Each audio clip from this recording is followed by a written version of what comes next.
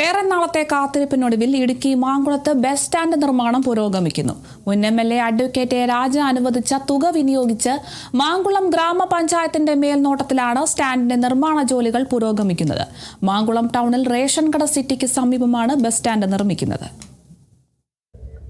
Tourism മേഖലയിലടക്കം വികസന പാതയിലുള്ള പഞ്ചായത്താണ് മാങ്കുളം.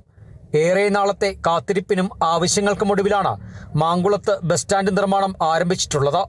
മുൻ MLA അഡ്വക്കേറ്റ് എ രാജ അനുവദിച്ച തുക വിനിയോഗിച്ച് മാങ്കുളം ഗ്രാമപഞ്ചായത്തിന്റെ മേൽനോട്ടത്തിലാണ് സ്റ്റാൻഡിന്റെ നിർമ്മാണ ജോലികൾ പുരോഗമിക്കുന്നത്.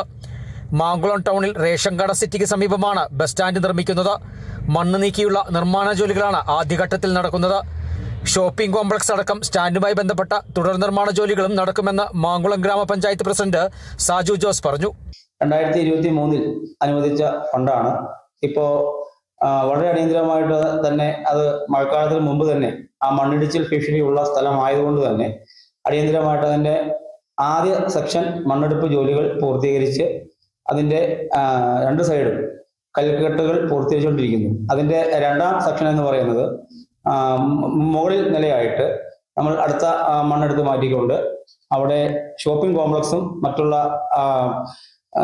സംവിധാനങ്ങളുമായിട്ടാണ് അതിൻ്റെ നിർമ്മാണം, അതിൻ്റെ എസ്റ്റിമേറ്റ് ആയിട്ട് ഉള്ളത്. അതനുസരിച്ച് ഈ ഭരണസമിതിയുടെ ഒരു മേൽനോട്ടത്തിൽ വളരെ ദ്രുതഗതിയിൽ തന്നെയാണ് ബസ് സ്റ്റാൻഡിന്റെ നിർമ്മാണം മുന്നോട്ട് കൊണ്ടുപോയിക്കൊണ്ടിരിക്കുന്നത്.